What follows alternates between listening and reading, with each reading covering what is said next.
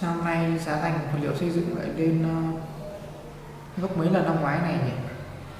Đâm ra chi phí nó cũng bị đội lên rất nhiều. Mấy cái dự án cuối năm này lại cần kinh phí gấp để hoàn thiện. Cái vấn đề về kinh phí vẫn là vấn đề mà mình đang đau đầu nhất. Kêu gọi vốn đầu tư được rồi, cũng đã bù đắp được 3/4 cái chi phí sản xuất rồi, nhưng nó vẫn còn phải thiếu hụt nữa. Giờ biết xoay sở điều gì đây nhỉ?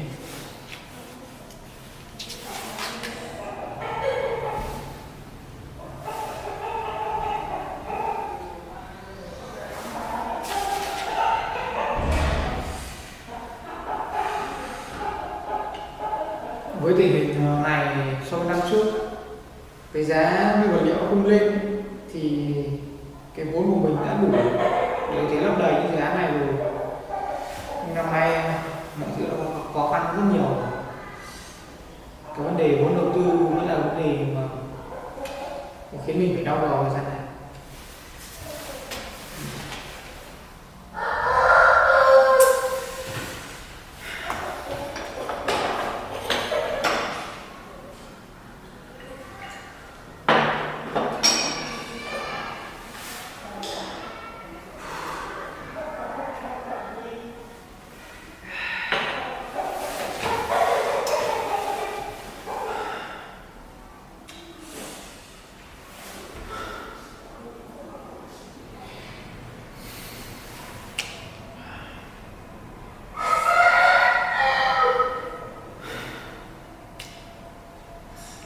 Mình đã xoay sở hết tất cả các kiểu rồi, mà đến bây giờ nguồn lực cũng chưa đủ. Năm nay lại là một năm khá là khó khăn.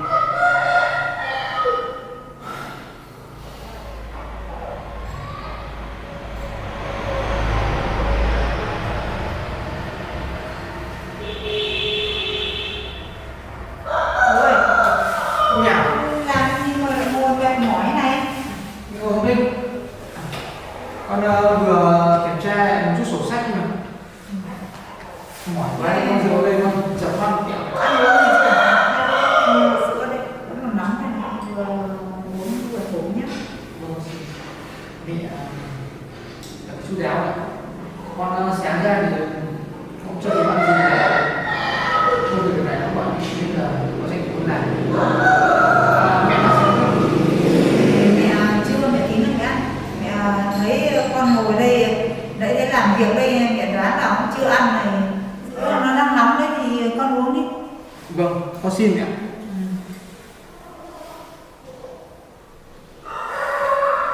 Vì mẹ thấy lúc này con lúc nào cũng bận.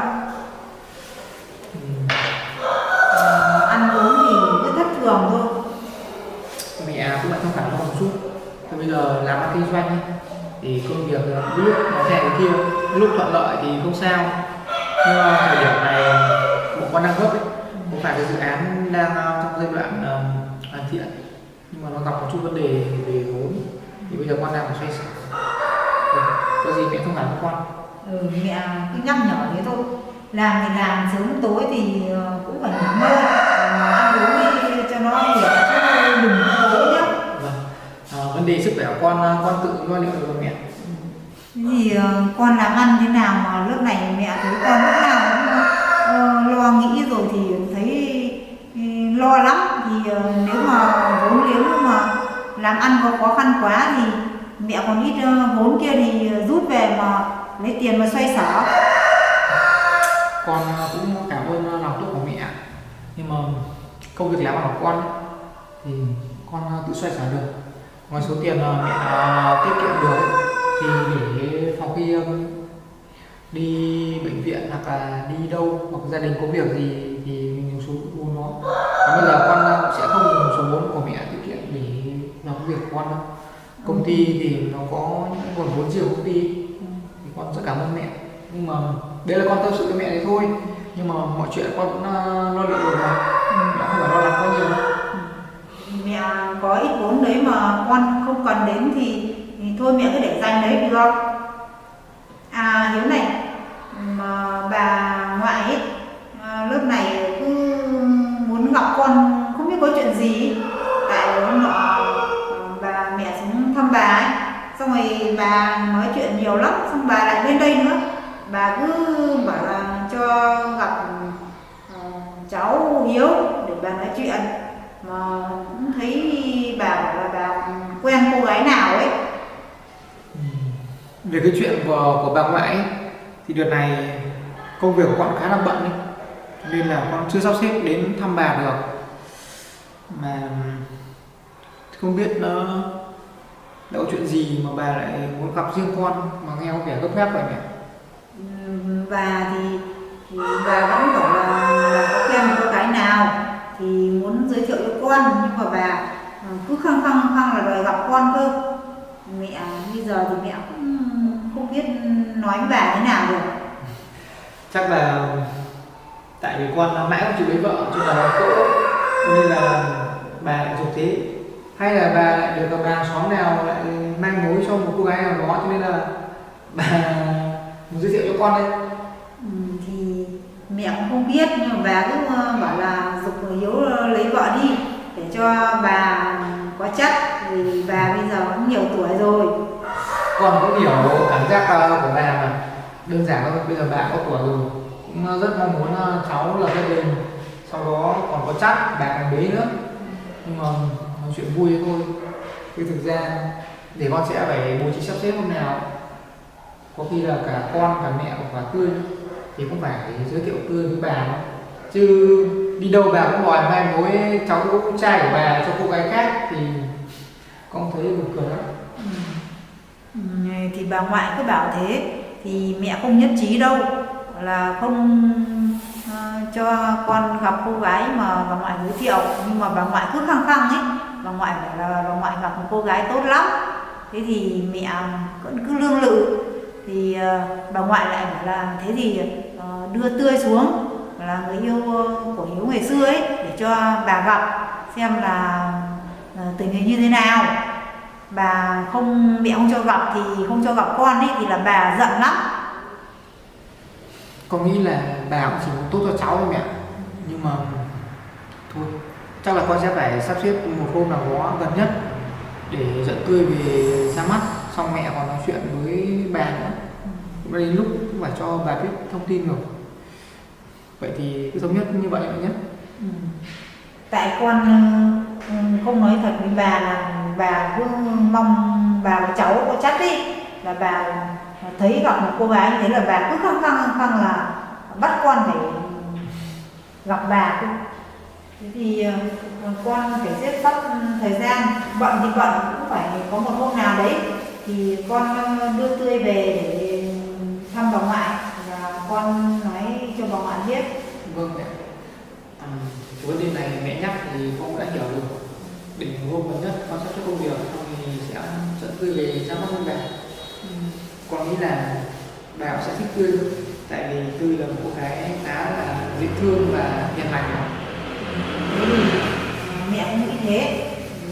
Tươi là một cô gái chịu khó mà lại hiền lành như thế, thì nếu mà dắt về cho bà chắc là bà ưng thôi.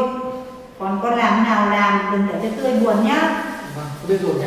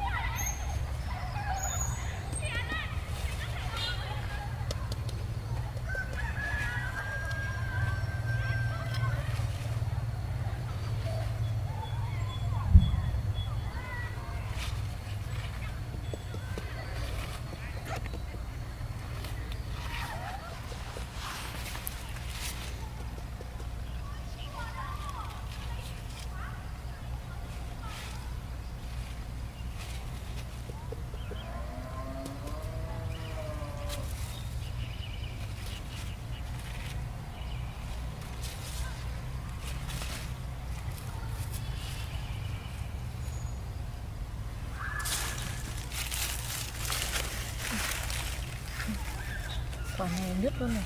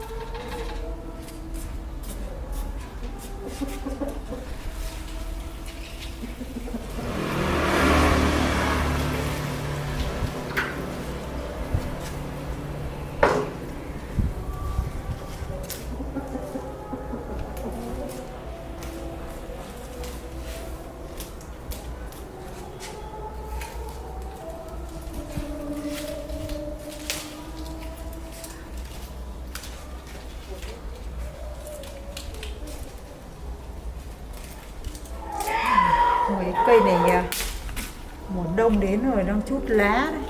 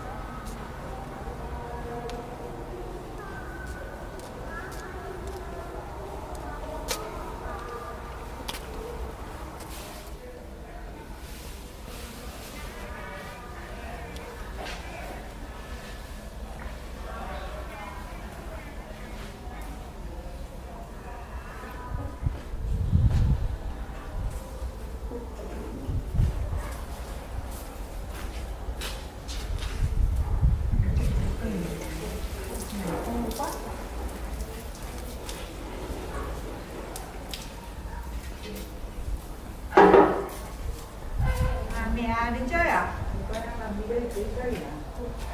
Con đang tưới mấy cái cây này, lúc này mùa đông nó hay khô quá. Mùa đông con phải tưới cây này vào không là khô nhau, mùa đông nó gió nó chết hết. Vâng, đấy, đến mùa đông rồi con cứ phải ngày nào phải tưới mà nó vẫn cứ khô hết lá đây này. Thế mẹ đi đâu về ở nhà đây đấy? Ở nhà con chơi. Thế nào? Ra đây uống nước đi nhỉ? Đây uống nước. Vào đây uống nước. Chân. Đấy.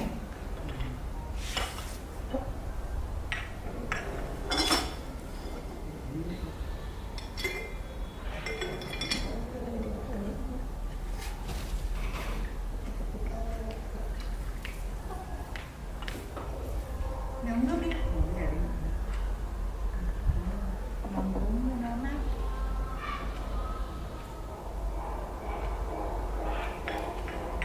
Mẹ sang thì Hiếu nó đi đâu không ở nhà?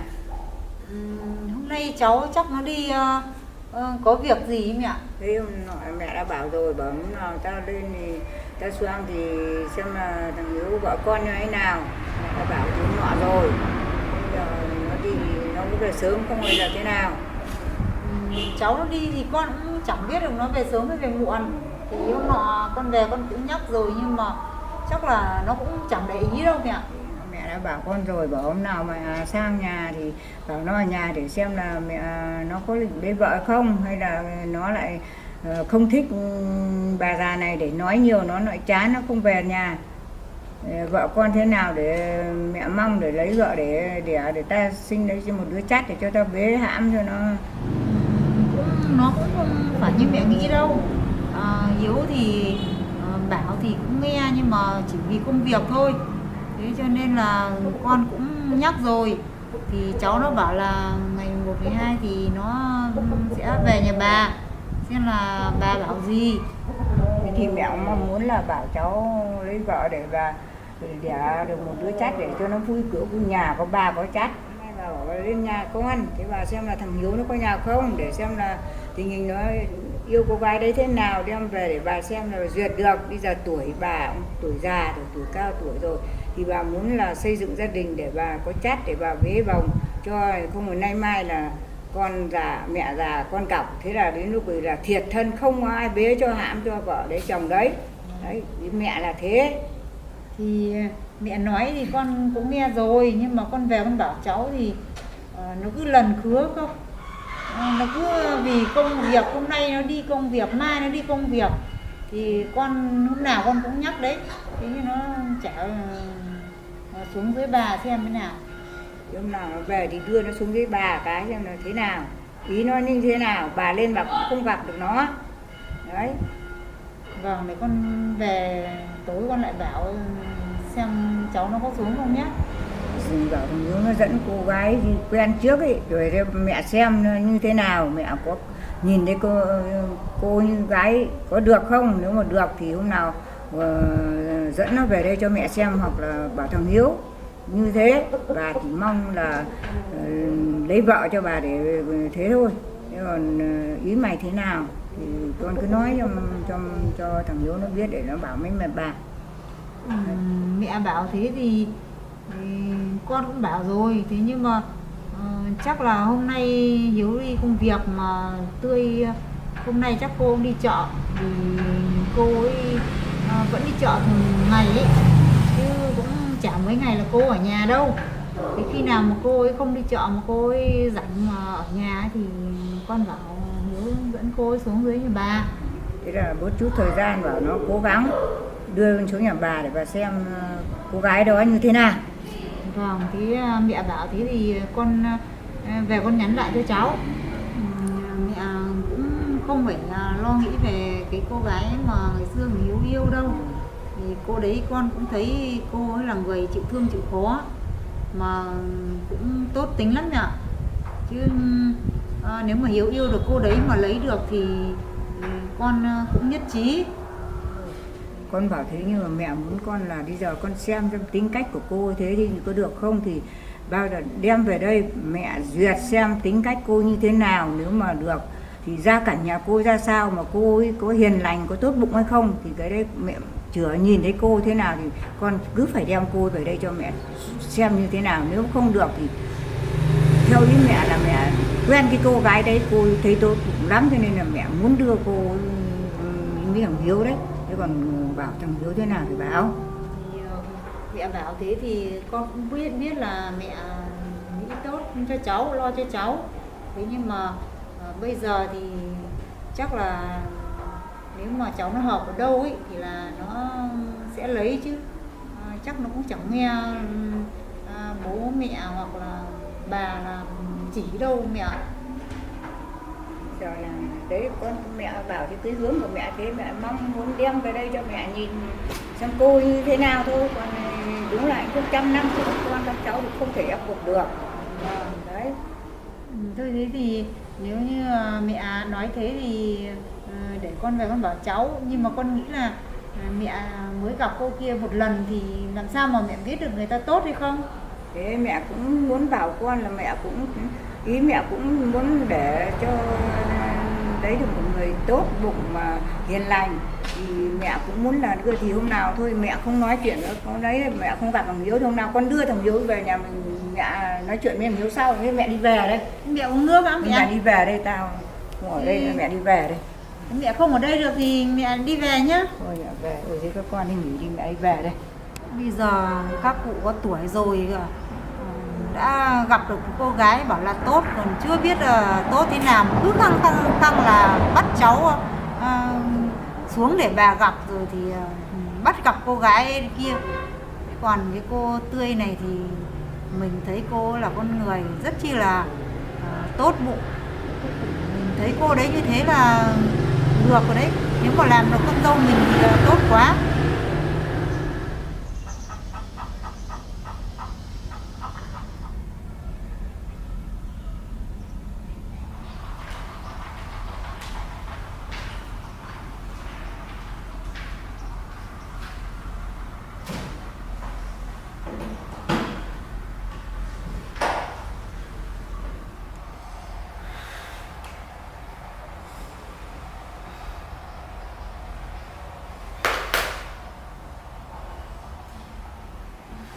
Đợt này căng thẳng quá, nhiều việc để dồn nén vào một lúc quá. Cấp dưới thì không làm được việc gì cũng đến tay mình. Căng thẳng.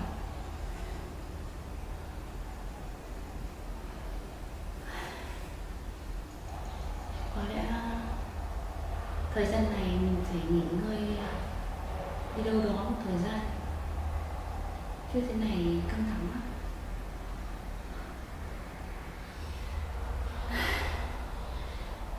Không ngờ ở Việt Nam cạnh tranh cũng gớm lắm. Bao nhiêu năm kinh nghiệm làm ở bên nước ngoài rồi, trải qua bao nhiêu những vấn đề rồi mà về đây vẫn gặp khá nhiều vấn đề, vẫn nhiều trục trặc pháp lý rồi các kiểu. Việt Nam này là cái môi trường khó có thể cạnh tranh ấy.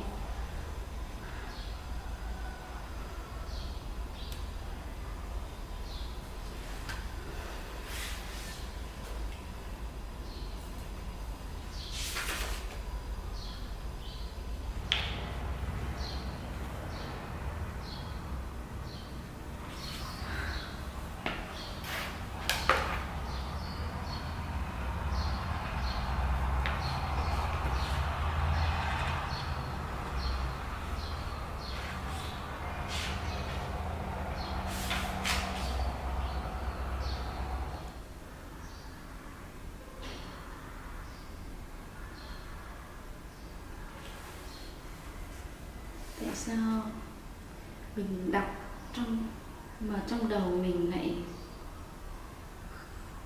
không tiếp thu được một chữ nào trong đầu này? Hình ảnh của rách toàn hiện lên trang sách này mà thôi.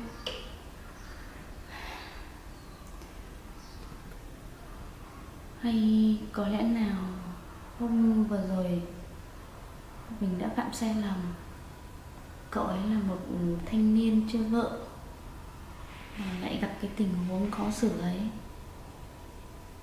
nên là cậu ấy không liên lạc với mình mấy hôm nay. Lòng mình day dứt quá, không làm được việc gì. Tâm trí trong đầu toàn hình ảnh của cậu ấy. Jack ơi, có khi nào tôi yêu cậu quá rồi không?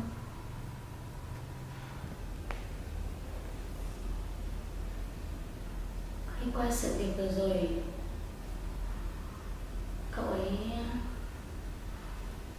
không chủ động với mình, hay là bây giờ mình chủ động lại với cậu ấy nhỉ? Để xem cậu ấy như thế nào. Có khi là cậu ấy vì xấu hổ với mình nên ngại. Mình cứ thử gọi xem sao.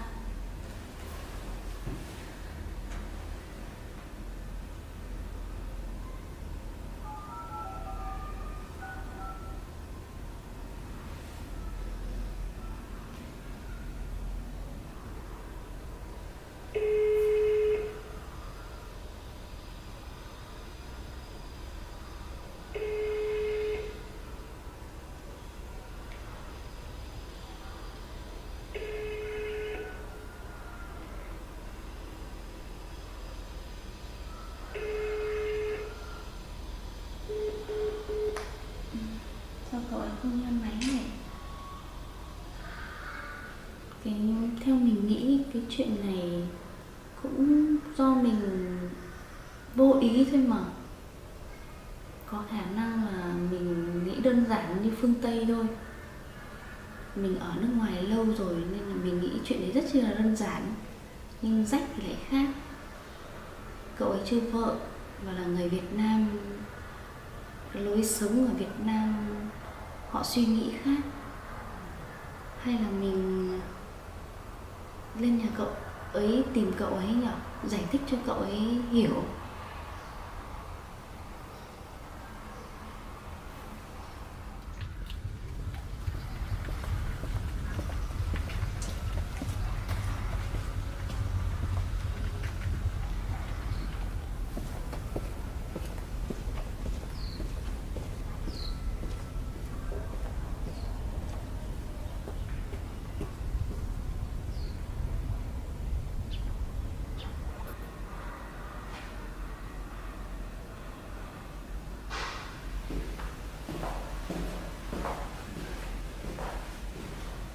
Chị ạ? Đúng à? Em chào chị nhé. Ngồi. Dạ vâng.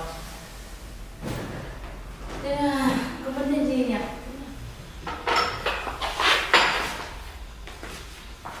Uống nước hay là cậu có muốn uống sinh tố hay là Vâng, ly cho sâm em- anh? cho em tí nước chè được. Ok. Đây cậu uống nước đi. Vâng, em xin nhé. Ờ. Chữ để. Thế hôm nay cậu đến đây có việc gì không? Dạ, tình hình là em qua đây là báo cáo với chị về cái dự án của chị giao cho em ấy. Thì là tiến trình cũng đang rất là suôn sẻ. Mọi thứ thì em có gửi mail cho chị rồi đấy. Thì em đến đây là em vẫn muốn chị là nếu như có thời gian sắp xếp được thì đến công trình xem dự án trực tiếp thì nó sẽ thực tế hơn. Ok, Đấy. ok, Dạ vâng. ok Giai. Thế tài liệu về công trình đâu hả em? Đây chị ạ, đây thì chị xem qua tài liệu. Đây. Thông tin là ở trên hết tài liệu đấy chị ạ. Chị cứ xem qua. Em có gửi mail cho chị nhưng chắc do chị bận hay sao nhiều việc. Thế nên em phải đến đây trực tiếp để cho chị xem.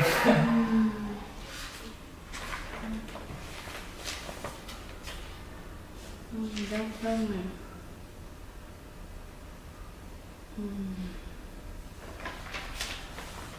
Wow.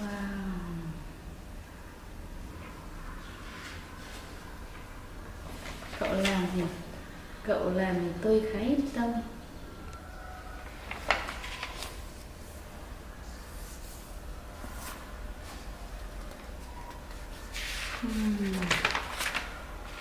Đây mạch điện, bản vẽ điện này. Các con số đều chi tiết hết nhỉ Dũng nhỉ? Dạ vâng. Các rãnh nước này cũng thế này, rất chi tiết. Đúng là em trai của chị. Mọi dự án mà chị giao cho em thì chị hoàn toàn tuyệt đối tin tưởng của em. Nên là chị xem qua là chị thấy yên tâm lắm. Chị có ưng không? Chị ưng lắm. Dạ vâng, nhưng mà thì chị không lo lắng gì đâu. Mọi cái kinh nghiệm tôi đến bây giờ đều là nhờ công sức của chị ấy. Nên là em rất là cảm ơn. Tất cả những việc làm đến bây giờ đều là nhờ công sức của chị ấy. Là nhờ sự dìu dắt của chị thế nên là mới được như ngày hôm nay. Em có một phần của ngày hôm nay cũng là nhờ chị rất là nhiều. Đấy, thực sự rất là biết ơn. Cậu cứ khách sáo ấy thôi. Chị cũng chỉ là người chỉ đường dẫn lối cho em thôi. Còn bao nhiêu công sức, bao nhiêu thành quả đều do sự cố gắng của cậu mà ra thôi. Chứ chị cũng chỉ bao nhiêu năm kinh nghiệm, chị cũng chỉ nói như vậy thôi. Chứ còn mọi công sức là đều cậu làm ra mà. Biết là thế nhưng mà không có sự chỉ dạy của chị thì em nghĩ là em cũng sẽ không làm được đấy. Thế nên là em sẽ không bao giờ quên công ơn này của chị đâu ạ. Ok. Chị em đến đây em báo cáo công việc xong rồi ấy chị. Thì nãy có thấy đến thì thấy chị thấy khá là mệt mỏi, không biết là có vấn đề gì không ạ? Công việc của chị thì mọi thứ ổn. Thế nhưng mà Dũng này, chị có cái chuyện tế nhị này không biết nên hỏi ý kiến em không? Nói thật ra là cái chuyện này là chuyện riêng tư của chị thôi, chuyện tình cảm ấy. Hôm vừa rồi xảy ra một số chuyện mà chị không biết nói với ai. Cái chuyện này thì lại liên quan đến người đàn ông mà bữa chị có nói với em ấy. Cái người đó mà ở Việt Nam rất lâu rồi nên là suy nghĩ về người đàn ông nên là chị không hiểu rõ tâm tư được, nên là chị nói với em để em cho chị một vài lời khuyên hoặc là gợi ý cho chị. Dạ vâng, thì chị có gì cứ chia sẻ đi. Em là sống ở Việt Nam từ nhỏ, thế nên là có như nào thì em sẽ đưa cho chị lời khuyên nếu như chị muốn nghe. Ok, cái câu chuyện này thực ra nó rất chi là trớ trêu đúng không ạ?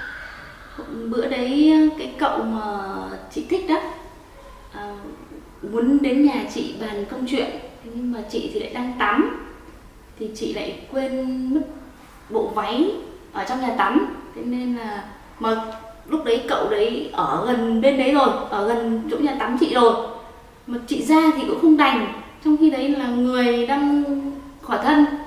Thế nên chị nhờ cậu ấy là vào lấy cho chị bộ quần áo.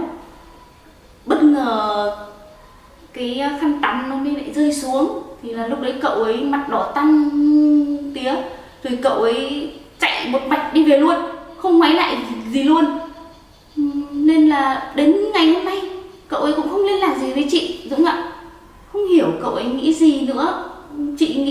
đấy cũng rất chi là bình thường ấy, bởi vì phương Tây chị rất chi là thoải mái về vấn đề đó, bởi vì nhưng mà cậu ấy không biết cậu ấy nghĩ gì luôn, mà cậu ấy không liên lạc gì với tôi. Thế à chị?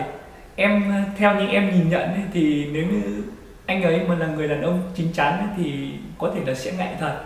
Còn nếu như thoáng như bọn em thì cái tình huống đấy nó lại rất là bình thường. Vậy à? Chị quen biết cậu ấy, theo cách suy nghĩ của chị thì cậu ấy là một người rất trưởng thành và chín chắn. Có lẽ chưa bao giờ cậu ấy gặp cái tình huống khó xử như thế, cho nên là cậu đấy mới xử sự như bây giờ, không nghe máy của tôi mà làm mọi cách.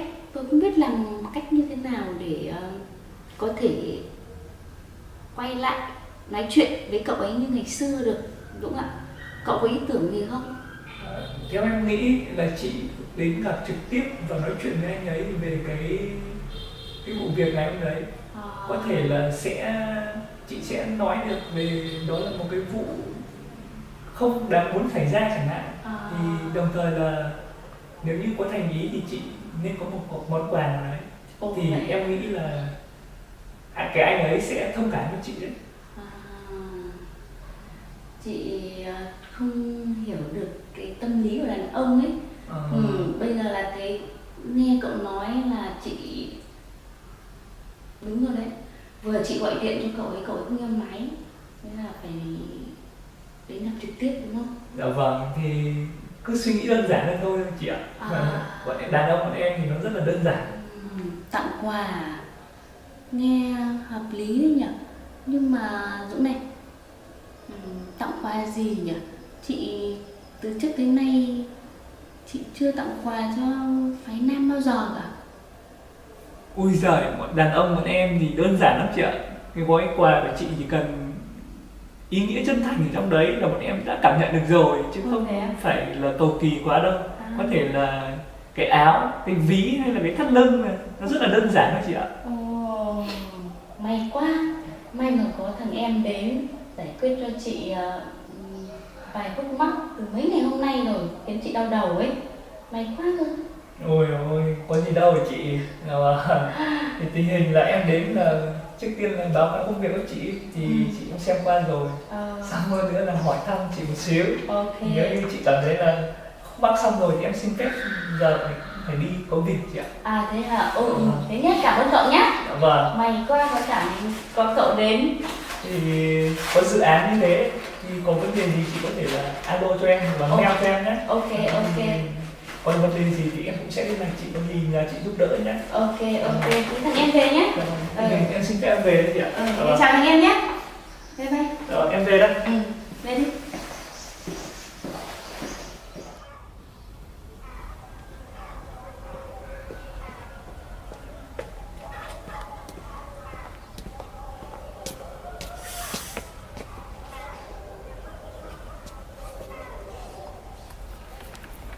Rách là ai mà sao chị Tuyền đắm đuối đến như thế nhỉ? Mình cũng tiếp xúc với chị đấy lâu rồi mà sao chị đấy không nhận được tình cảm của mình hay sao? Mình không thể thua cậu ta được.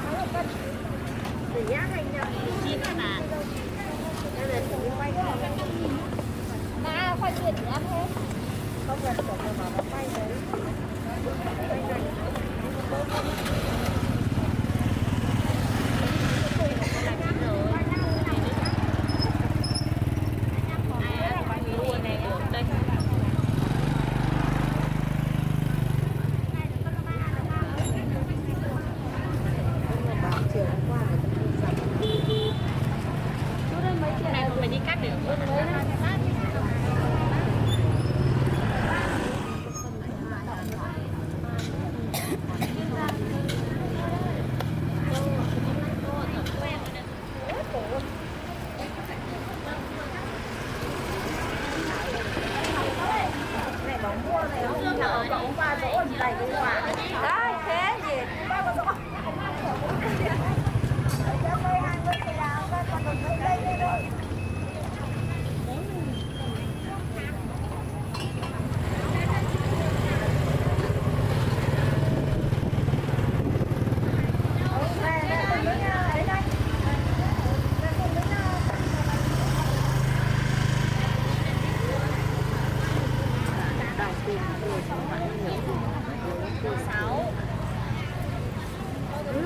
1,5 cân.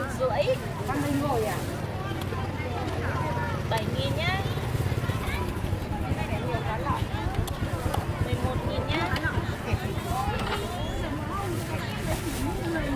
Đất thế nào bỏ chứ không hiểu. Đâu mà đất đấy bảo em bảo chị bỏ chứ đâu bỏ bẩn cơ mà.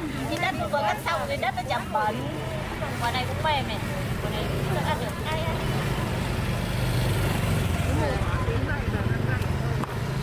Cái này là ăn được. Cái này ăn được luôn.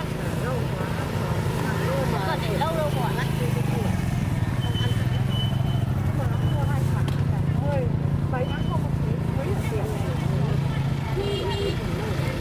Mua về để ấp nó vào chăn lên, ấp củ chăn lên nó mới nhanh chín. Ngon như gà luôn cho được chín mà. Ngon như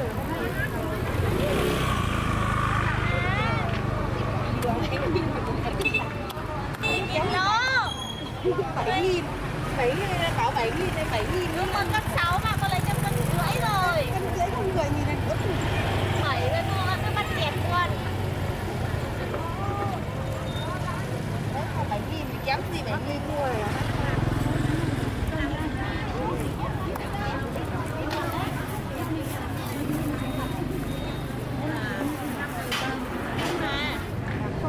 Đây thôi.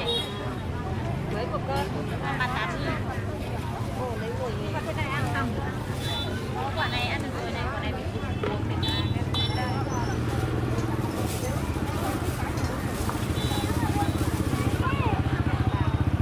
đây, ra ơi. Đây này, quả này để nước ở đây. Quả này còn bị cuộn. Đấy ở giữa đây này. Ôi, thế rồi 3 quả. Còn đâu trong này bán. cô lại thương con thế. Đấy, ăn được 2 cân mẹ. 2 cân 2. 2 chục.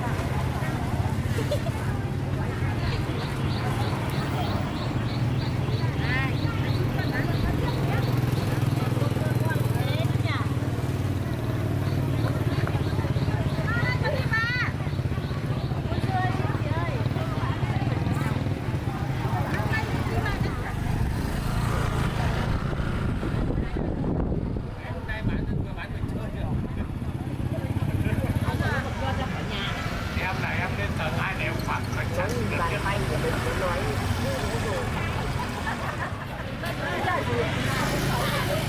phải dập dàn ở cái đủ dần dài cái ngã cái thì chết. Đã đế mới đầu. Gãy xuống á.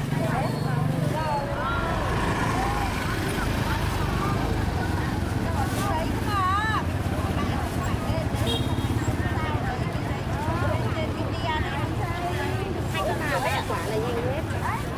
Nhanh rồi bà.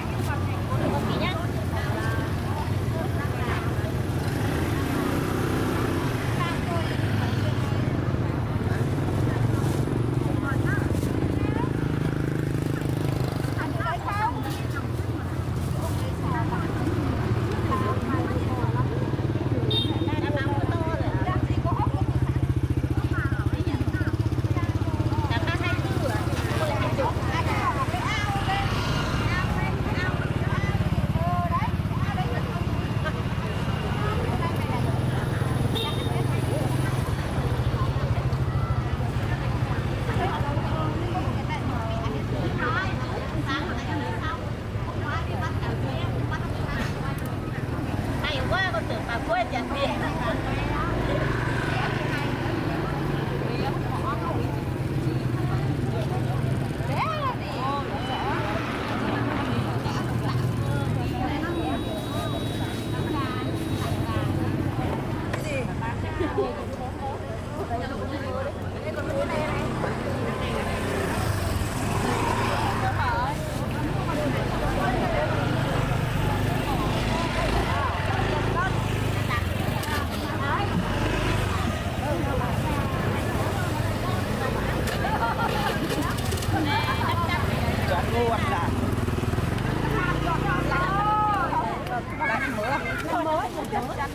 Bó thì cũng người ta mua Mình nở lên những ngày sao mình nở được.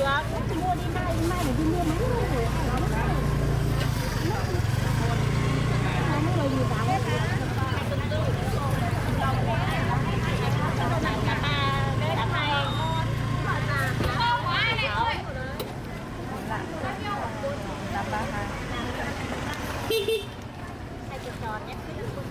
19.000. Đáng lẽ là 19.000 20 đi. Bán là đáng nhẽ là bán là mình bớt, bán nên lại tăng lên. Con bán lên, bán bớt. Bán tăng lên, chết mày. Đúng không? Bác ơi, sao lại 7 thế này? Chẳng có mà làm chia này đổ cái tuổi.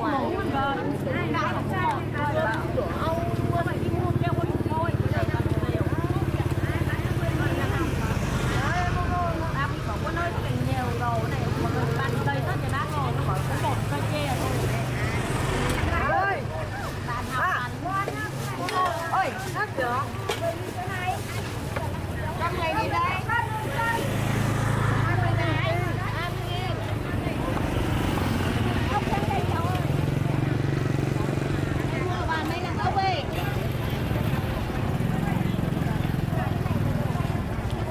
Kia thì bán đồ ăn được 2 thị trường này.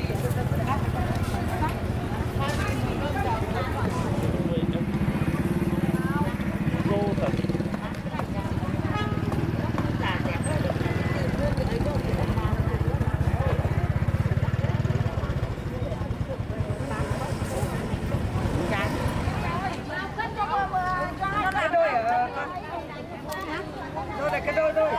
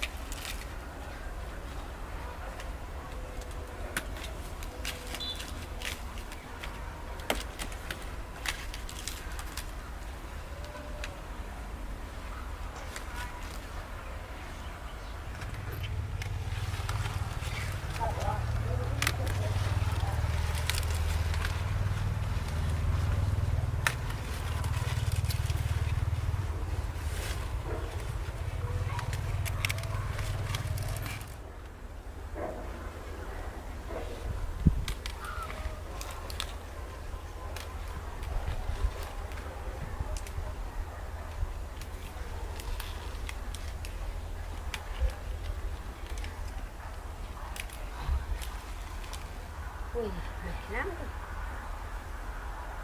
Mệt lắm, lên đi cho ngồi cho nghỉ á. Mệt lắm.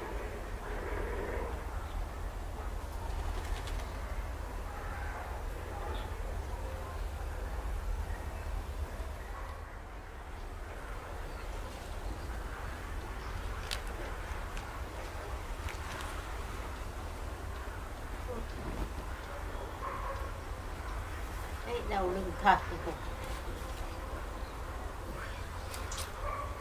ui, mệt lắm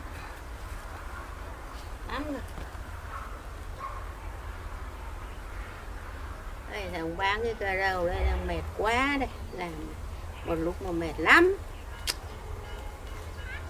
không mệt rồi.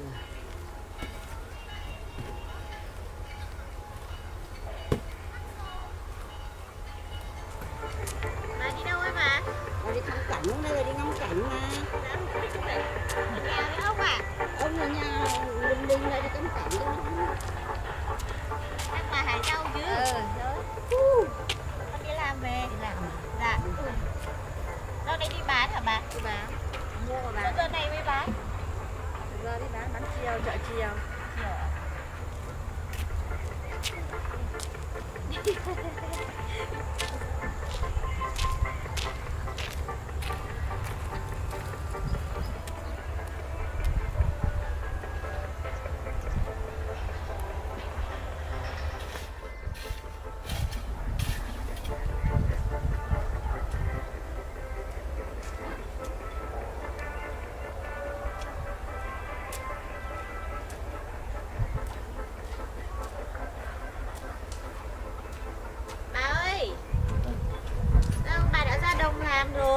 Thế bà làm đi, không có gì, cứ làm dần cho nó hết.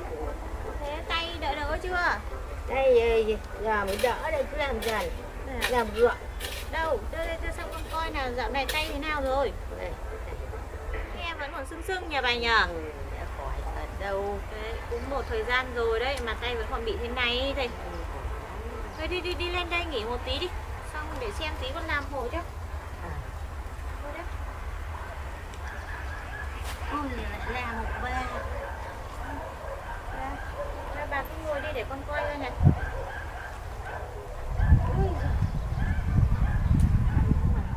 Đây là trên này. Làm sao được, bà bây giờ có tuổi rồi ấy, xong lại còn bị gãy tay thì thế này Đây, phải một thời gian nữa nó mới đỡ được. đấy, cái tay cái này. Vâng, thế bà đi đâu làm gì phải cẩn thận nhá. Không như thế này lại còn sợ để cô cẩn thận không phải bị nặng hơn, cái này đang sưng thì sao. Đây nó vẫn choại như đấy. Nhưng mà cái chỗ này nó không khớp vào. Không khớp được à? Chỗ này nó làm. Đấy, tay trên tay cô ấy rồi đâu. Không nắm được nữa hả Không bà? nắm nữa đấy. Không nắm chặt được à? Không. Cái tay kia nắm bình thường chứ. Tay này nắm được, cái tay gãy thì không nắm được. Đấy. Thế bà ở một mình thì bà phải để ý một tí nhá bà nhá. Đi lại trượt ngã rồi là khổ lắm. Thế chưa khỏi hẳn đã ra ngoài đồng này rồi. Ây, cứ làm dần, cứ túc tác làm cho nó khỏe. Không thì cứ nhổ cỏ nhẹ nhàng thôi. Còn mấy cái việc này thì thi thoảng con ghé qua con giúp bà cũng được. Đấy, Cái con của con sướng thuốc cho nhá. Sướng quá. Ở đây nghỉ một lúc nhá. Chỗ này có một ít để con tranh thủ con sới của bà một tí. Sướng bà tí cả. Cảm ơn. Hứa Dạ. lại bà đấy. Vâng. Bà già không làm được. Cái này cũng không mấy đâu. Đây cũng ít cỏ thôi mà. Cái cây để bà cấy. Dạ. Màu tươi để bà cấy. Vâng, con để đây cho bà. Đấy, làm một bà. Đây bà cứ làm đấy, túc tác bà làm. Nếu mà bà không ăn nữa thì bà bán đây đâu. Thế hả?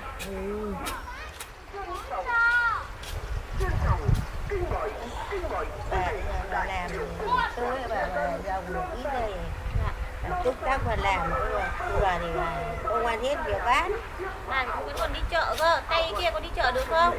Cố bà đi chợ rồi thì chứ nên làm ăn không hết thì bán đây đâu. Thế hay là bà cuối tuần vừa ăn đủ ăn thôi. Bây giờ dòng của con mình ăn không hết thì phải bán lấy tiền. Một mình làm gì ra tiền. Bán lấy tiền tiêu. Bà ở một mình thấy khổ thân thế đấy. Nhưng bà cũng cố gắng làm với cái dâu ấy quả. Cuộc sống nó không khổ lắm thì cố gắng làm đấy tí để lấy tiền tiêu thôi. Vâng. Không có gì đâu, không có tiền tiêu, làm người già nhưng cũng cố gắng làm đấy tí. Cũng mỗi cây mỗi hoa, mỗi nhà mỗi cảnh bạn. Đây cũng như con đây cũng chật vật lắm. Nhưng mà ít ra chắc con nghĩ là con vẫn còn may mắn hơn bà. Con còn trẻ hơn bà già rồi. Bà già giờ bà làm đây như cố gắng đây như mệt lắm. Vâng, con đây cũng cố từng ngày. Đấy, nó hoàn cảnh éo le làm nào số phận hết. Đất này chắc bà cũng tưới rau, tưới nước nhiều nhỉ? Không thấy đất tơi ghê. Chăm rau đấy, chăm rau nó phải đất đấy. Đất xốp lắm, không bị cứng mà. Chăm rau nó phải đất đi.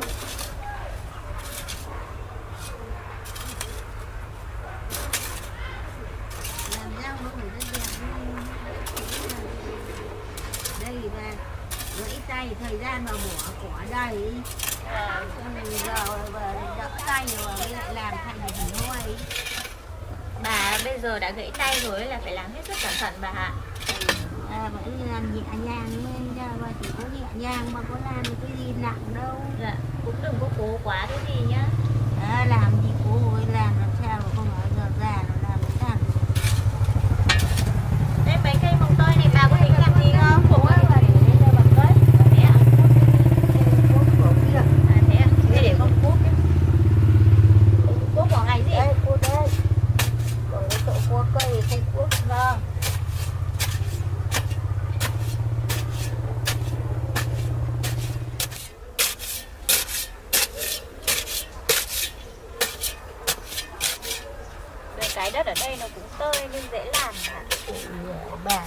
chạm đất nhiều lắm. Bà đấy bà phải kẹt đất đấy. Bà phải thuê cái đất màu lên đây đấy. Mua đất màu về đây hả bà? Ừ. Đất màu ở diện của nhà và thuê cái này. Tổng phóng mấy xe cho mấy xe đấy. Vâng. Mấy xe đây đất màu đấy. Đây ha. Trước là cái khung mà đổ bao nhiêu đất vào đây cái thành cái này.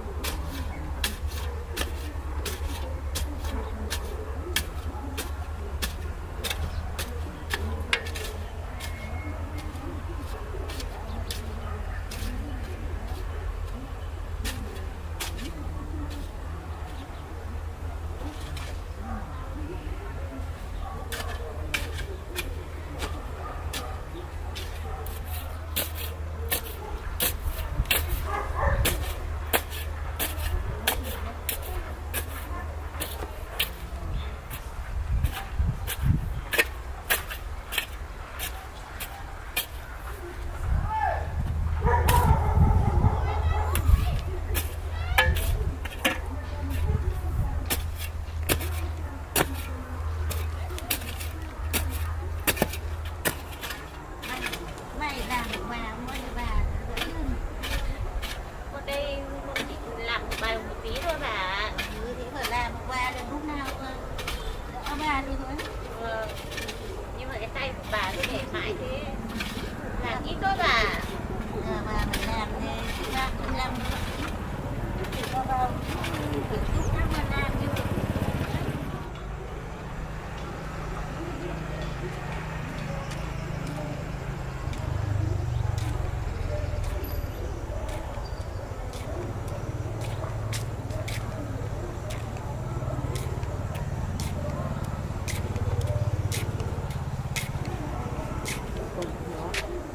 Cũng đồ cũng cũ thôi đấy, mình bảo thế mà không nghe cái bà già này, mà nó khuyên bà già này người ta đều đến giờ không ấy không làm gì được thì nó khuyên bà già nó không quản được nó.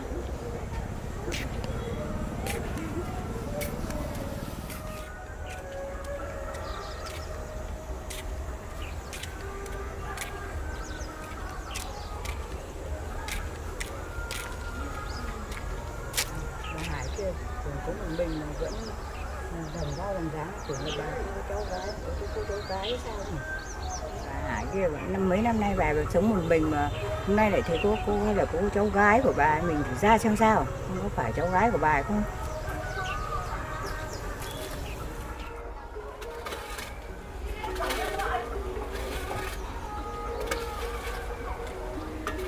Bà Hải ơi, hôm nay lại bà lại sới rau ở đây à? Lâu lắm nay nhìn thấy bà sới rau.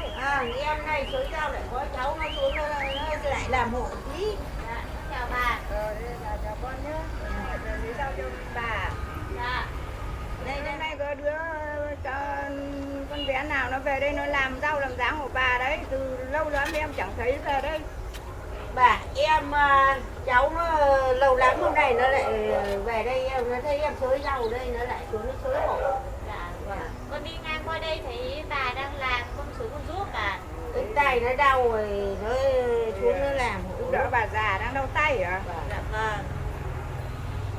Bà Hải ông may đấy được về cái đứa con gái nó đi về nó giúp bà gãy tay bà không làm được, nó tốt bụng nó cũng hiền lành mà nó chịu khó đấy nhỉ. Em may là được cháu nó về nó giúp thôi. Cái tay nó đau. Em may quá bà. Hôm nay đợt này nữa cái tay cháu nó về nó làm hộ, còn đợt trước nó về nó làm cho đấy, nhưng mà đợt này cháu nó rảnh nó về nó giúp được.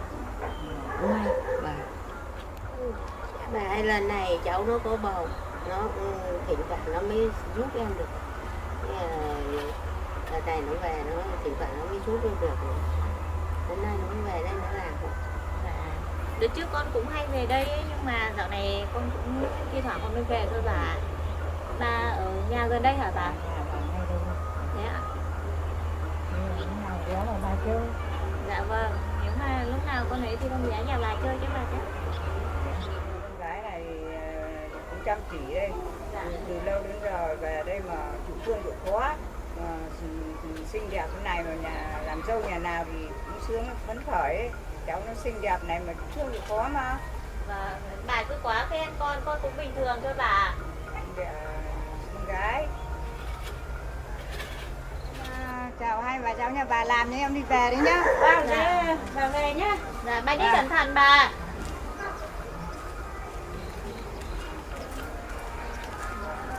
Bà về. Thôi mình làm tiếp à? Bà cháu đi.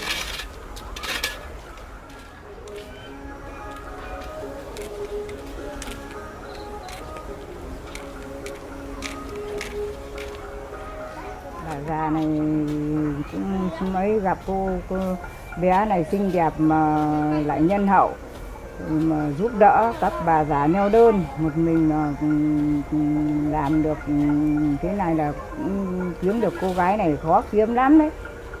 Lấy được cô gái này cũng chịu thương chịu khó đây cũng được đấy.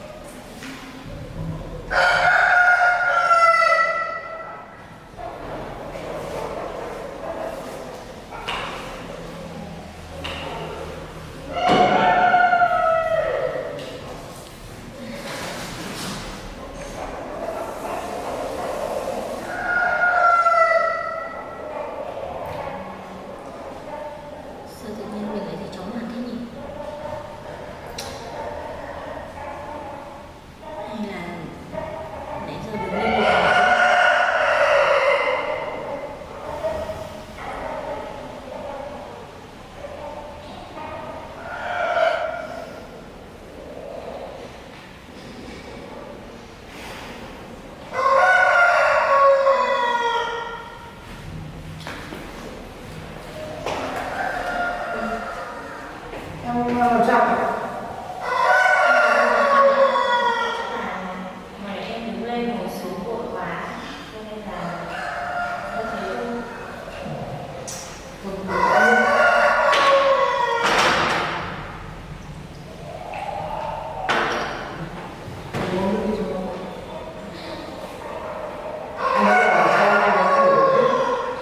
Vừa hôm qua nặng như này là gió về rét này.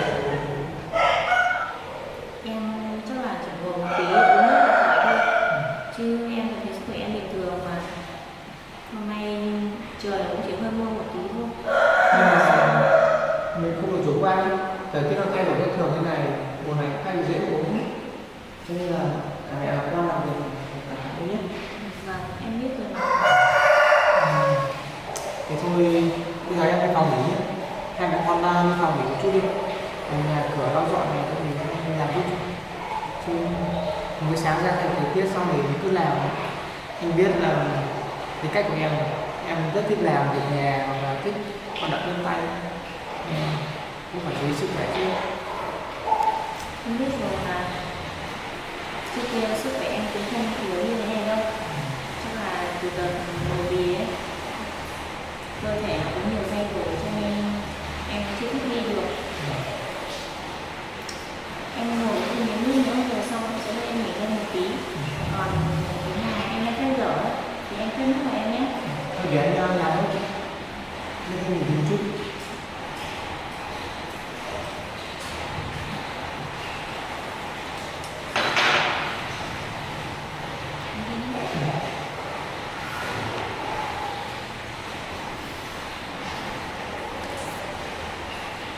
Mấy ngày thời tiết thay đổi rất rồi, không trách là tôi có chuyện chung về.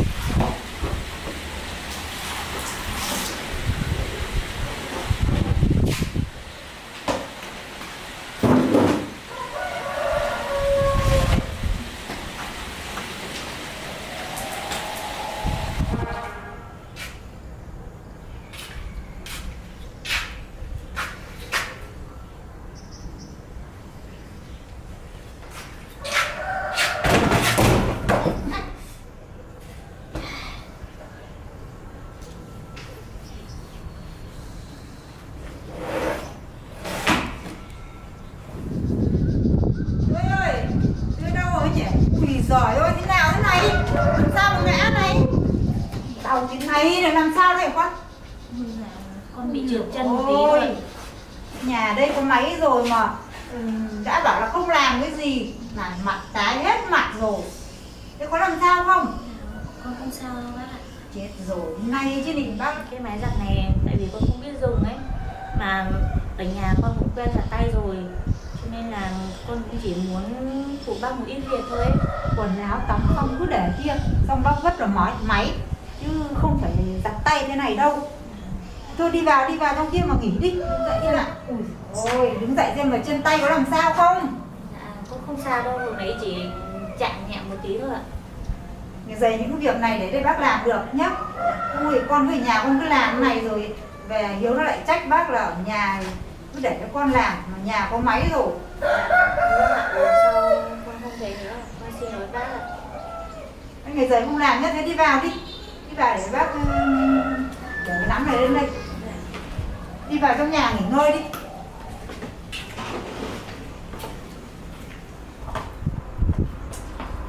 Còn là cứ để đấy bác làm cho thì cứ đi làm cơ, nói thì không nghe.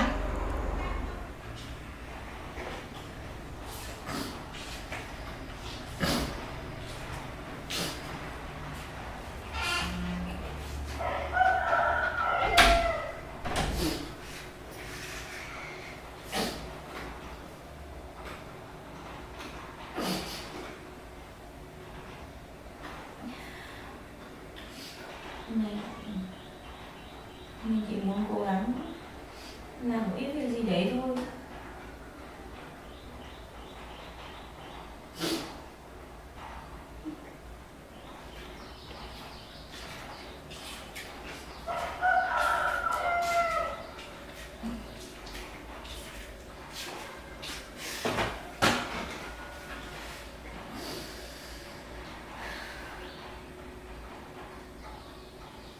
Sao mình làm cái gì cũng hỏng hết vậy? Nếu mà mình cẩn thận hơn thì sẽ không khiến bác phải lo lắng.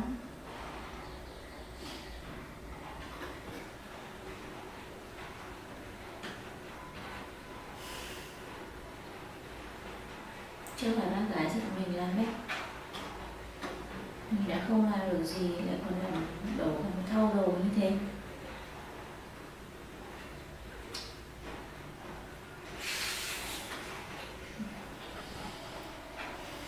Không lẽ bây giờ mình bầu bí như thế này lại trở thành gánh nặng của mọi người à? Mình chỉ muốn giúp những điều mình có thể làm thôi. Nhưng mà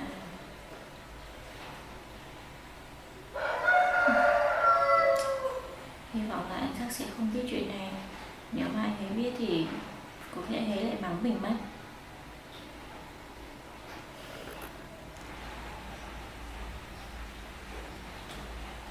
Tôi chắc mình phải nằm nghỉ một tí thôi.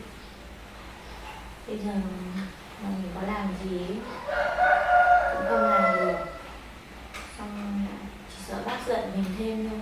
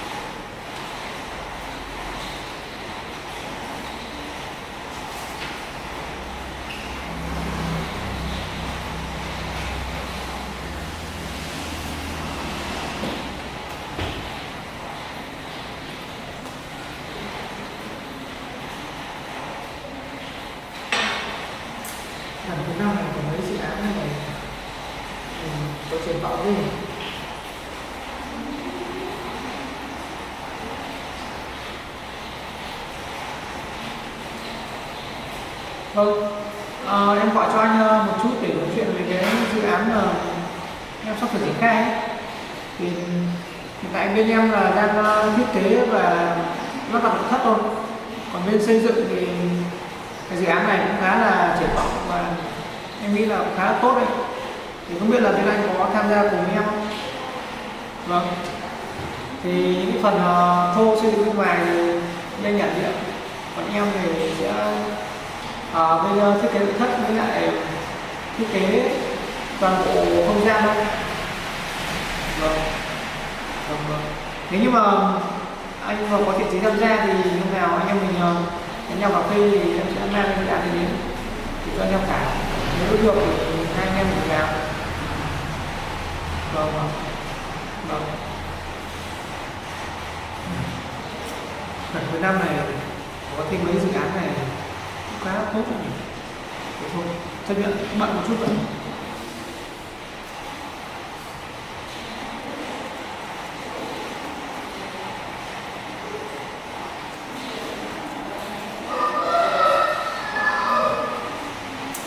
Công ty cũng khá là may, năm nay cũng triển khai được vài dự án, nhưng ra doanh thu và lợi nhuận tăng khoảng tầm 20-25%. Thì cũng tạo điều kiện cơ hội cho anh em nhân sự công ty có người tiếp là ủng hộ. Sang năm triển khai thì vài dự án xây dựng như là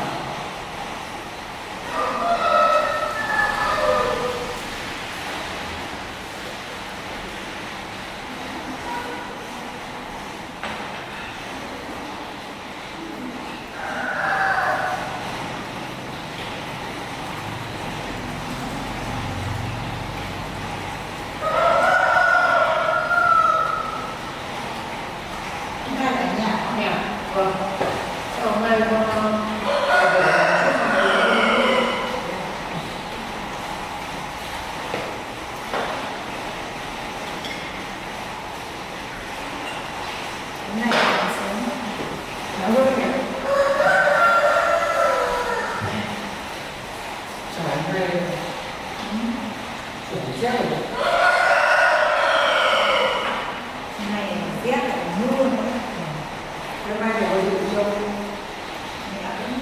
muốn đi chợ đấy nhưng mà hôm nay lại mưa gió này để tí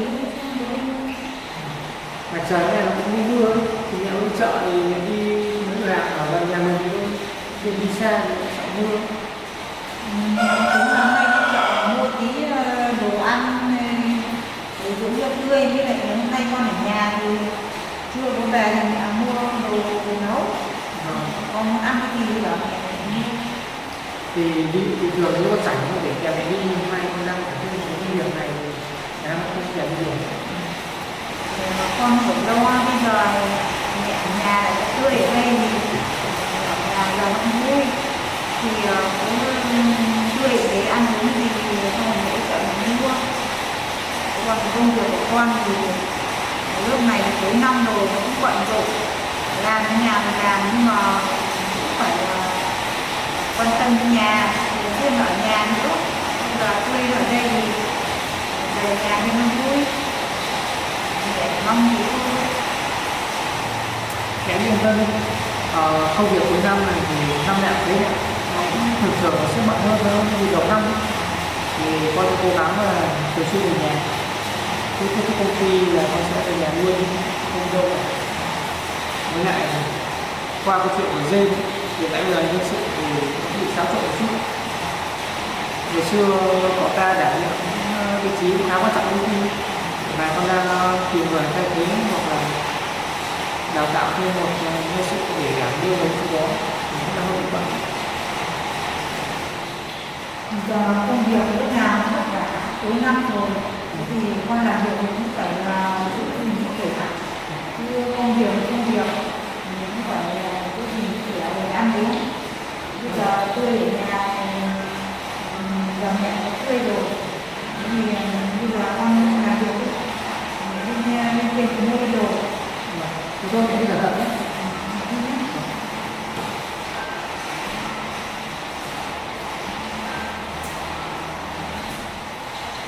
Bây giờ chỉ có mẹ và tươi là hai người phụ nữ quan tâm đến mình nhiều nhất. Mình không để phụ lòng hai người phụ nữ trong gia đình mình sẽ cố gắng được quan tâm chăm sóc đến mẹ và đến tươi nhiều hơn.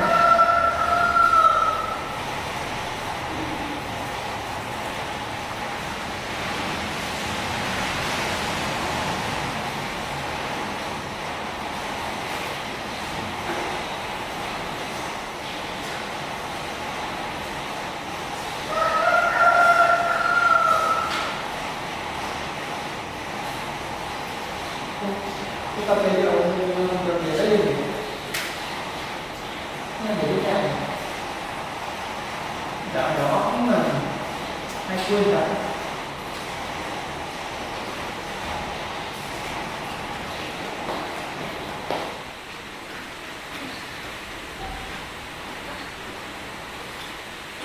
Không, không được con ơi.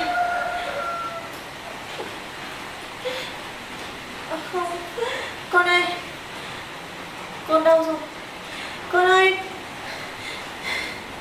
Không, con ơi, con đi đâu đấy? Đừng bỏ mẹ.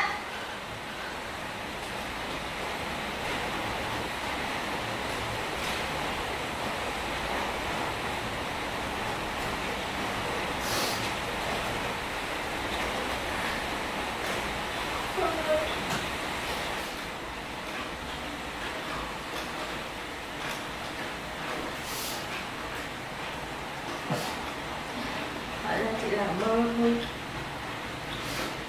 Nhưng mà sao mình lại cảm giác giấc mơ này cái chân thật như vậy chứ?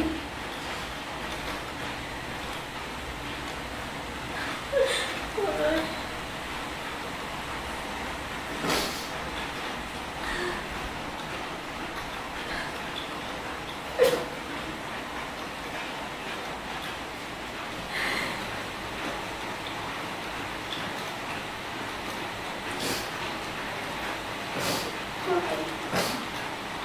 Con đừng có chịu gì nữa. Con phải khỏe mạnh lên. Con đừng bỏ mẹ. Nào mẹ cũng mong con bây giờ khỏe mạnh bình an. Trả lời gia đình, cười nói với bố mẹ con ạ.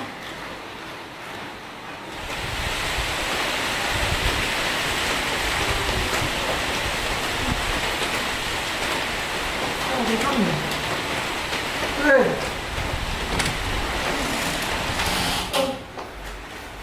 Em làm sao vậy? Sao lại khóc này? Hay là em bị sao? Con bị sao? À?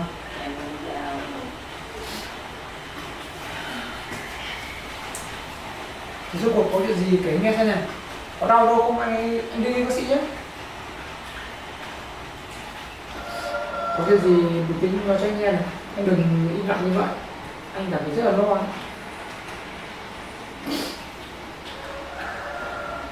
Em vừa mới nằm mơ. Em mơ con nó đi không có lại với em. Anh hiểu rồi. Nhưng không sao, mọi chuyện chỉ là giấc mơ thôi. Hay là em lại suy nghĩ quá nhiều về chuyện gì đúng không? Cho nên là khi nào ngủ nó thường xảy ra bị mơ ác mộng như vậy. Nhưng mà em thấy đúng mơ được thật lắm ấy. Không sao, có anh ở đây rồi. Em không sao và con không sao, con ở đây. Con cũng còn là rất là khỏe mạnh mà. Hôm trước chúng ta vừa đi khám xong. Cho nên là cũng đừng suy nghĩ tiêu cực quá nhiều nhé. Mọi chuyện là có anh, có mẹ đây rồi. Em không phải lo lắng về vấn đề ngoài kia quá nhiều đâu. Nhưng mà em thấy lo lắm anh ạ.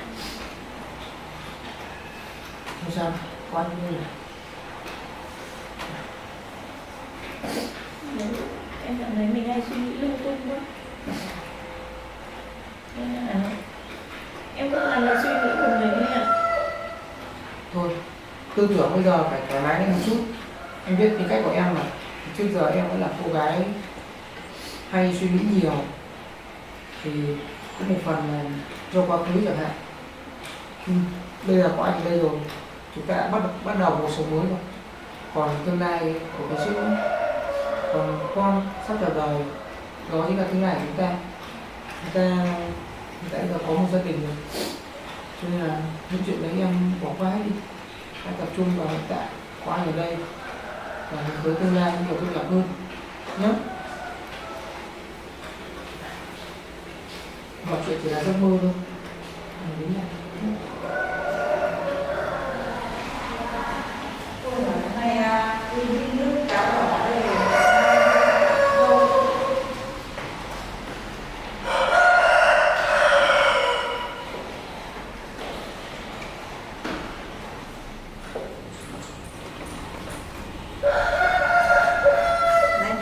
Đun ít nước táo đỏ này đang nóng này, tươi thích lắm đây này, uống này ngủ cho vào bầu đấy.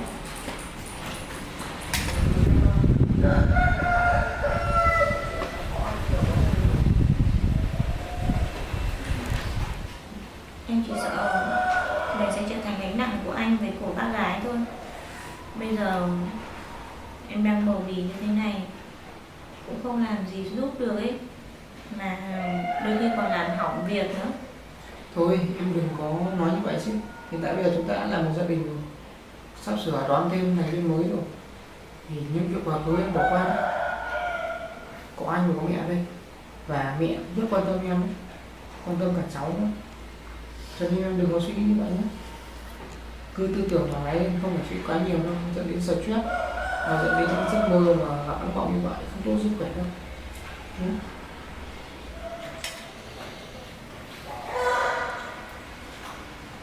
Là vì sáng nay mình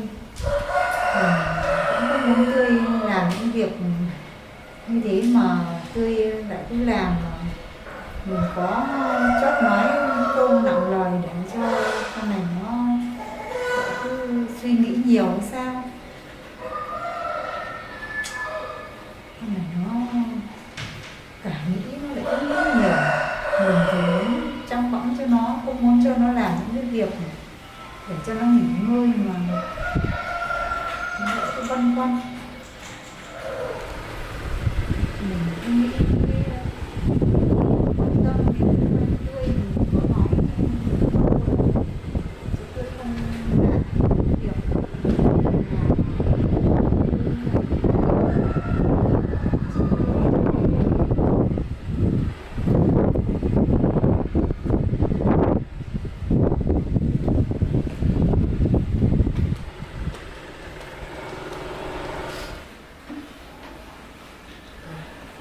mai nhé, có anh ở đây rồi, anh sẽ không để chuyện gì xảy ra với hai mẹ con nữa.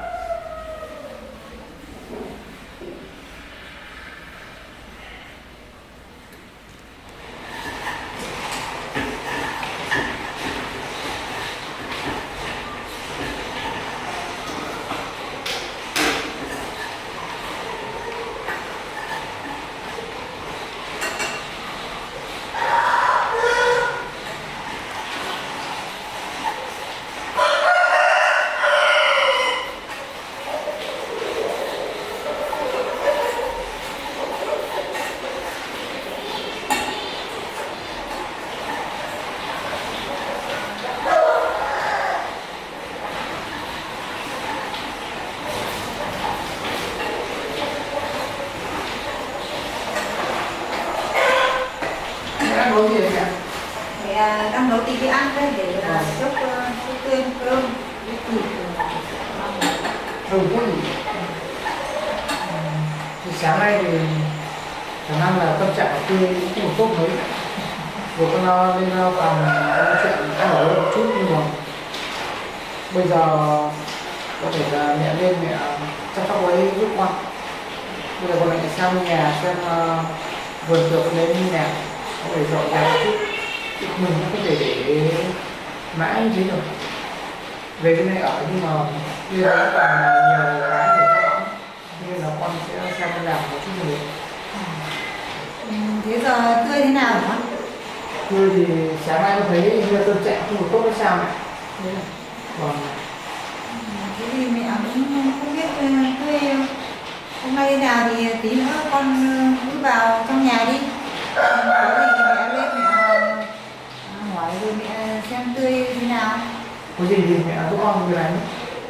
Còn cứ đi ở nhà có mẹ không phải lo. Rồi bây giờ mẹ nấu, bây giờ con phải vào đầu tiên. Đây mẹ đang nấu chín rồi đấy. Thế có gì thì con cứ đi vào đây đi. Rồi mẹ mang đồ ăn lên mẹ. Vâng, thì con đi không có.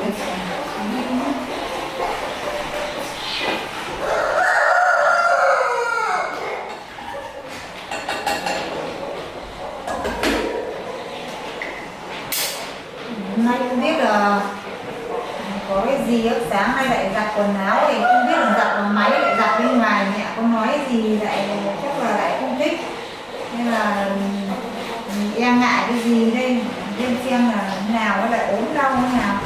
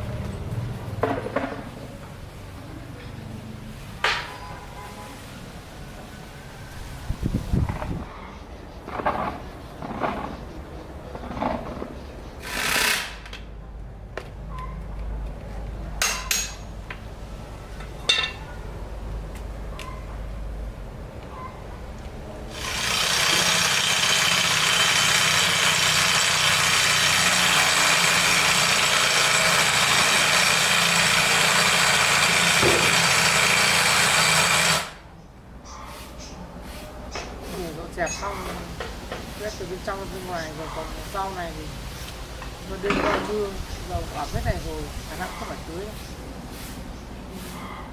Nó có sâu nhỉ.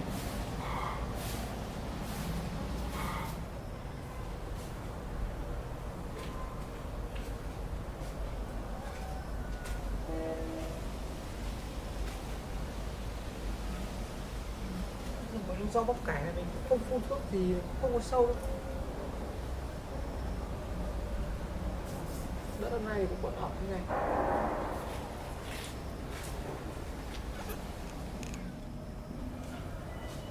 Rau cũng không bị sâu đâu.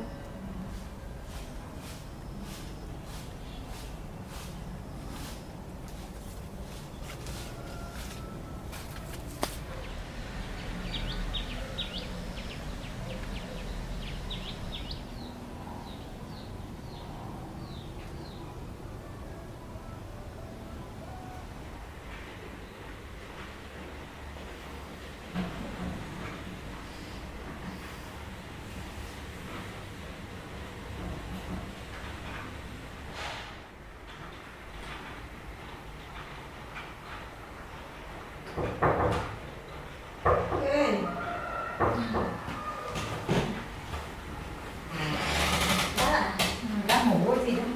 Dạ, con đang nằm nghỉ tí thôi. Đang không chị ạ? Con mang cái cốc nước này, uống ấm thôi.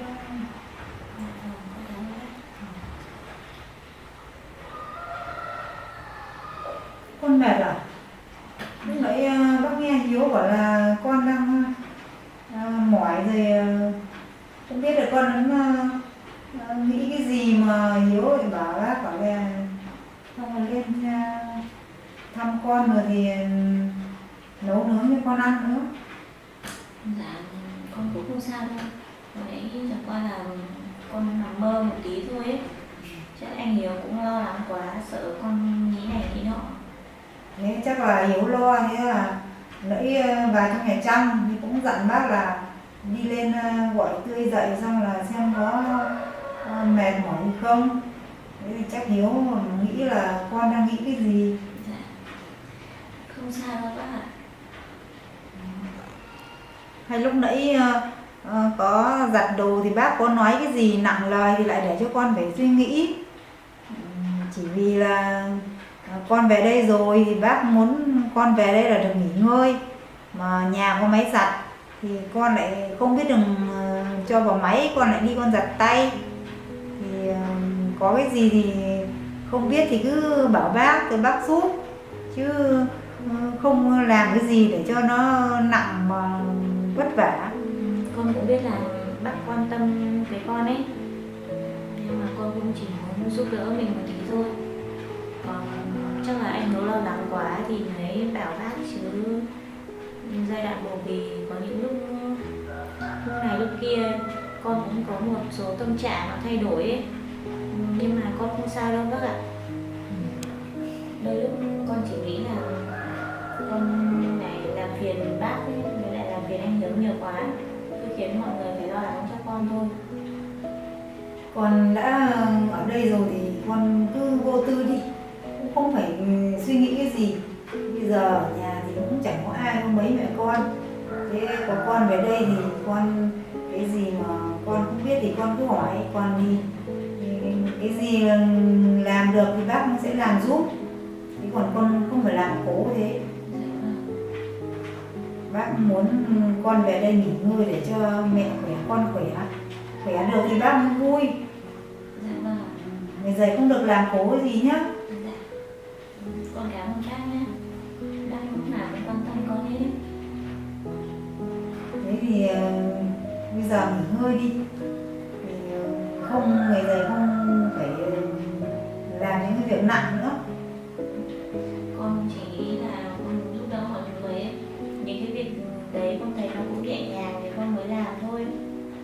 Vì những lúc này bầu bì thì lúc thì nó mệt, lúc thì nó thế nọ kia, thì con cứ nghỉ ngơi đi nhé. Cảm ơn bác.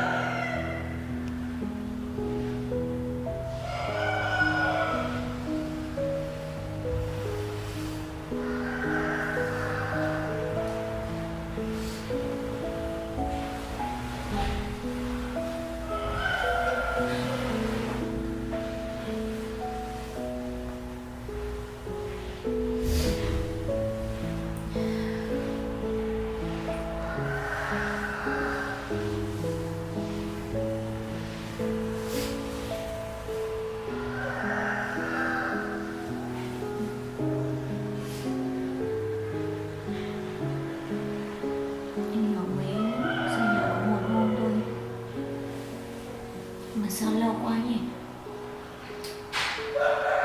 Không có người bên cạnh, mình tự nhiên lại thấy không quen.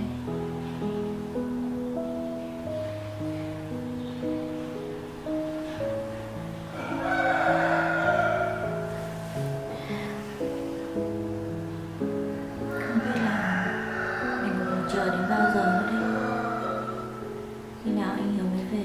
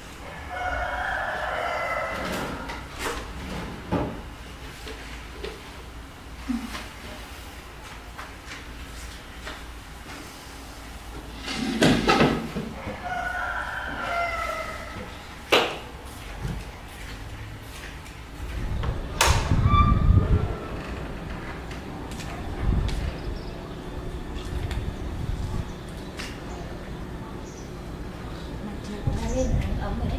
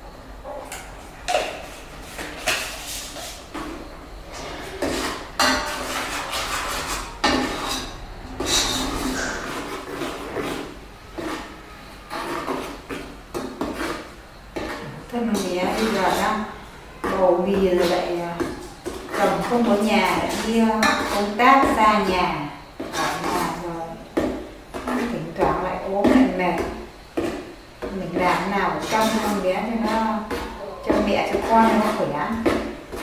Ngày xưa có bầu nhớ thế, cũng được ông bà chăm bẵm, giờ mình cũng phải học ông bà chăm bẵm nữa.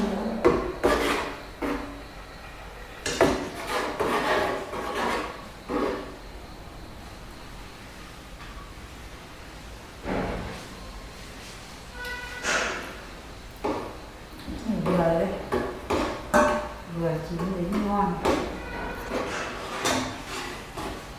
chín ở đây dừ rồi đấy, ngon.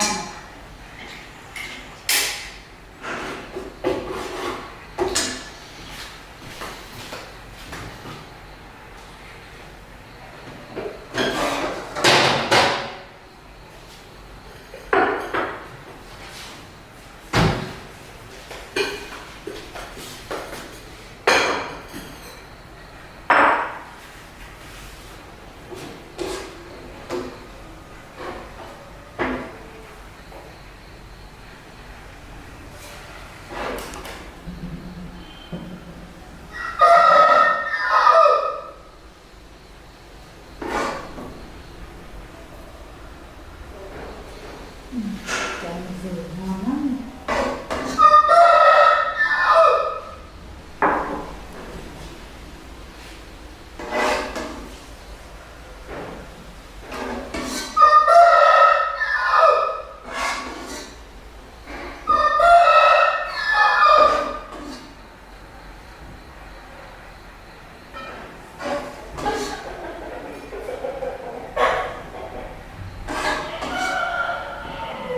Mỗi mẹ con một bát này no, cháo ăn nhiều thứ lắm.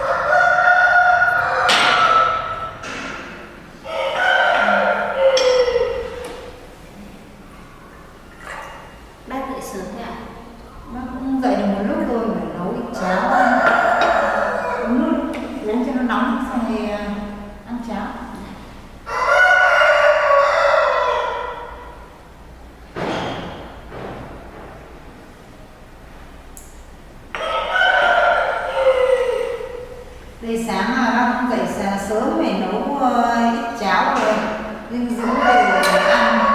Sáng là ăn toàn cháo, trưa thì nấu cơm ăn. Này, ăn đi nó nóng. Bác cũng ăn đi ạ? Đây cũng tiện bác nấu cháo bác ăn nhé.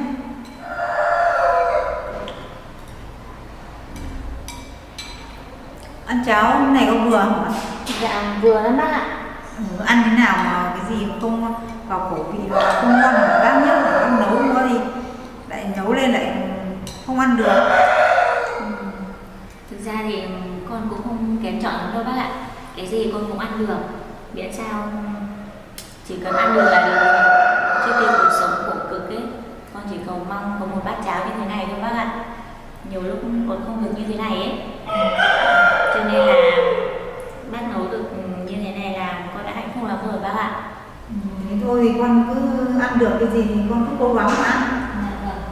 Ăn vào cho nó em bé cho nó khỏe. Bác nấu ngon mà kiểu gì tôi sẽ ăn hết bát này ạ. À mà tối hôm qua không có ngủ được không mà bác thấy trằn trọc lục tục. Thực ra thì con chắc là cũng hơi khó ngủ bác ạ. Mấy hôm thì anh nhớ đi thấy nó cứ trống vắng một tí, xong cảm giác là nó cứ một mình nó lại thế nào ấy. Bác cũng hiểu tâm trạng của con lúc này.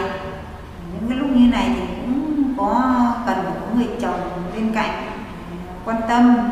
Thế nhưng mà bây giờ Hiếu lại vì công việc cho nên là phải xa nhà, thì con cứ phải cố gắng lên.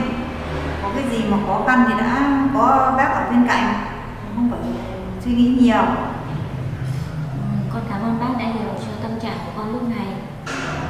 Con cũng biết là đang lúc bầu bì ấy thì tâm trạng lúc lên lúc xuống cũng sẽ phải suy nghĩ nhiều, nhưng mà con sẽ cố gắng.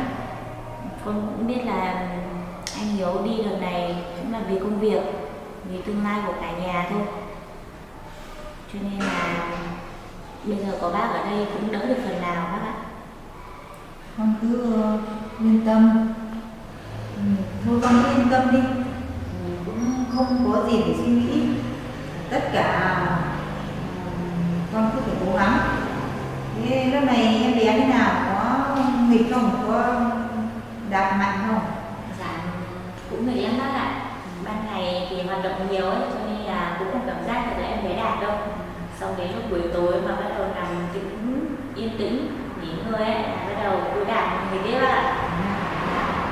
Em bé khỏe thế là phấn khởi đấy. Dạ vâng. Thế thì thôi con cứ em bé mà khỏe thế thì cứ nghỉ ngơi. Rồi thì hôm nào thì bác đưa con đi khám. Lúc này Hiếu đi công tác thì cũng không ở nhà. Dạ vâng. Thì bác sĩ cũng bảo 1-2 tuần nữa thì tới đi khám lại ấy bác. Đúng rồi. Dạ. Thì nếu mà anh Hiếu về chưa kịp ấy thì bác đưa con đi thôi nhá. Thì nếu mà đợt này mà Hiếu về muộn thì bác đưa đi. À gì nhỉ, mà Hiếu từ hôm đi giờ mà chạy đến điện về, có điện về cho con không? Dạ, con vẫn chưa thấy gì bác ạ. Chắc là anh ấy chưa tới hay là gì con cũng không rõ nữa. Cô không điện cho bác ạ? Không, cũng chẳng thấy điện về, bác cũng đang sốt ruột, chắc là từ giờ đến chiều là điện về thôi. Dạ vâng. Bác này, thì nữa con xin phép bác là cho con đi chợ một tí nhé. Nay sức khỏe con cũng tốt rồi ấy, mà anh Hiếu là không ở nhà, con cũng muốn đi ra ngoài cho hiệu quả một tí. Thế hôm nay lại đi thu hoạch. Dạ, con chỉ đi một tí xong con về thôi, con cũng không làm gì nặng đâu. Thôi thì đi thì cứ đi thôi chứ còn để cho nó hơi khỏe. Còn thì bây giờ đi chợ ít thôi, mà đeo đùi con đeo ít thôi, nặng nhé. Dạ vâng. Để ảnh hưởng đến em bé. Dạ vâng, con cũng biết mà bác, cho nên là con cũng đeo ít, với lại chủ yếu là con ra chợ để gặp mọi người cho vui thôi. Bác thì bác muốn con ở nhà, không muốn cho đi chợ đâu. Thôi thì bác đi cho con đi một lúc rồi con về. Thế thì thôi ăn hết đi, ăn hết cháo đi xong rồi đi chợ cho nó khỏi muộn. Ăn hết.